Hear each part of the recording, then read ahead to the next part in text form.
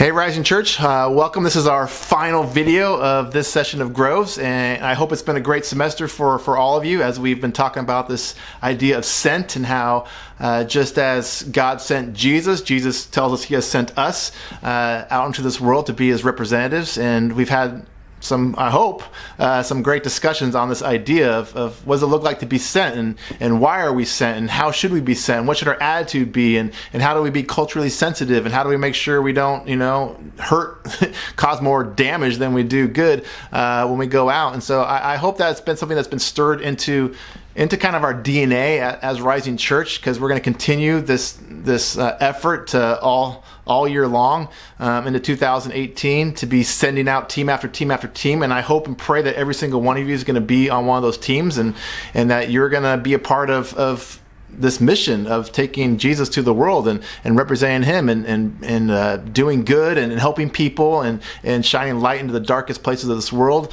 and telling people about Jesus. And so I hope that's something that all of us are embracing. But tonight we're going to kind of wrap up with the passage that you just read, which is Philippians 2, and a very specific passage in that wider passage that to me just kind of sums up what our attitude needs to be when we go out. But before we do that, just one housekeeping item. I have to mention this because it is our final session of Groves this semester.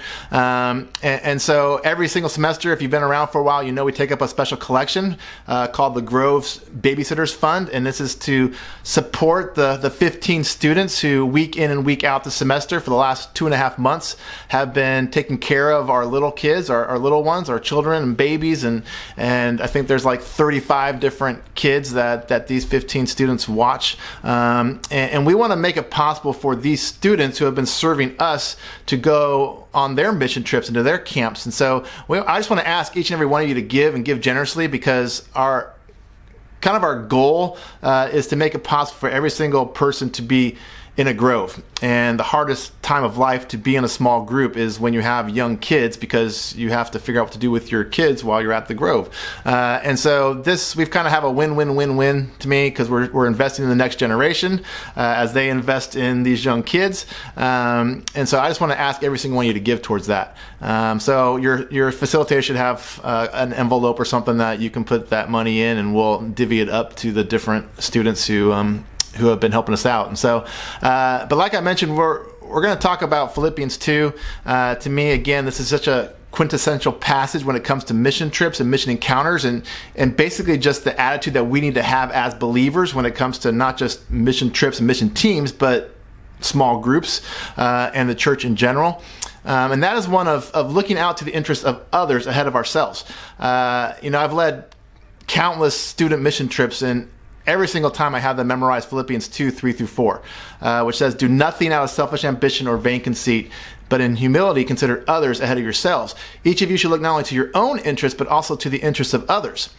And I just think if we were to embrace this passage, it just makes the world of difference. Because the whole idea is that when you, as a believer, your attitude shouldn't be, hey, what's in it for me? Always looking out for your own interests, as we're going to be talking about as we break apart this passage in your Groves when this video is finished.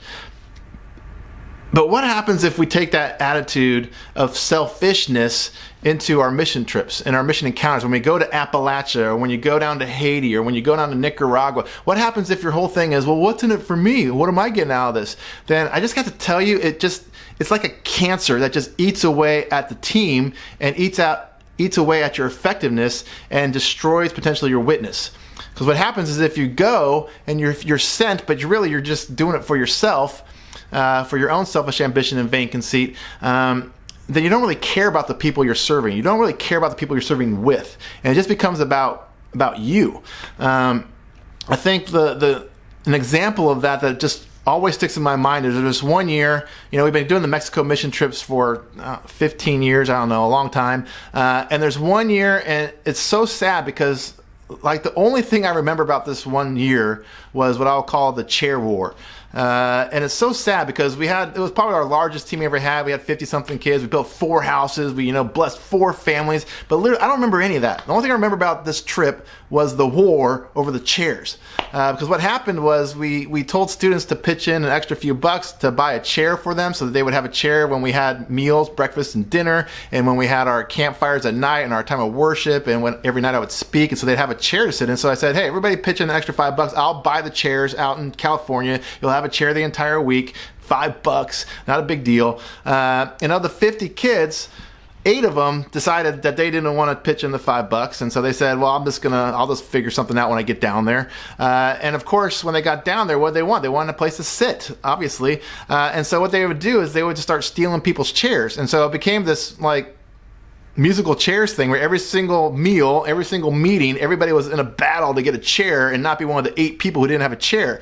And it just became so nasty that even to this day, we'll pull out chairs out of the van, and sometimes it'll be a chair that we purchased that year, and the students had written on their chair, this is my chair, don't touch it. If you sit in my chair, I'm going to kill you, or, or I'm going to throw you in the fire, or whatever. It started to become this anger and this bitterness, and everyone was arguing every meal, that's my chair, no, that's my chair.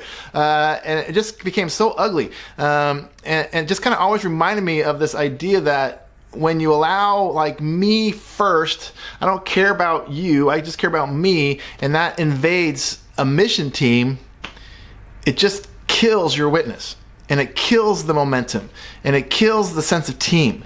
And so tonight in your Groves, you're going to be really unpacking this idea. What is selfish ambition? What is vain conceit? What is it like to be humble? What happens if we're always arguing and complaining and we're fighting with each other? What does it look like to be like-minded, of the same love, being one in spirit? And what does it look like to follow the example and model of humility that Jesus set for us? And so I really hope that you guys are going to kind of dive deep and really think about this, because I think it impacts not just a mission team.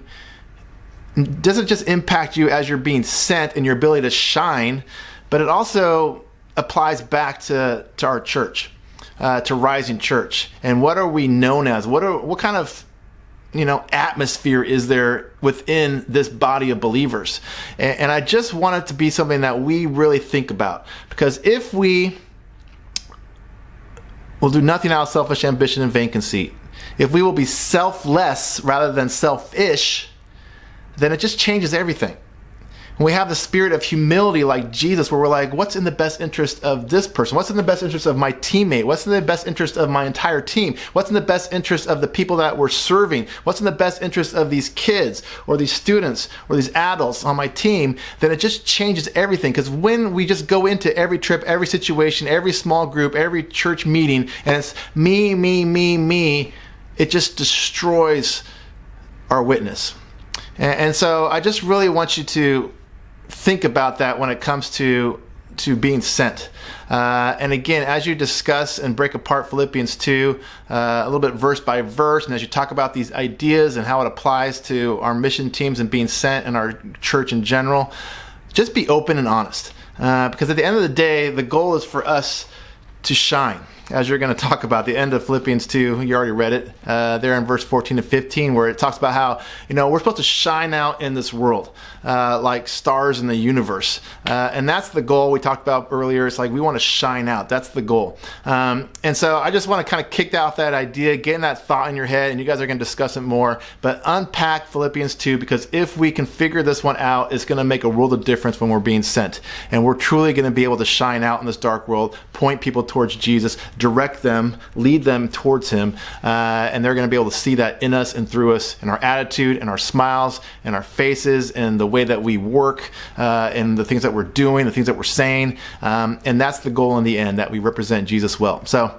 just some food for thought to get us thinking and get us started. I hope you guys have a great night as you kind of wrap up. Hopefully you'll plan a Christmas party for next month, and again, we're going to be back in January, so when we kick off the new year, we'll be talking more about our next session of Groves, and what's going to take place then. So have a great discussion, and we will talk to you soon. See you.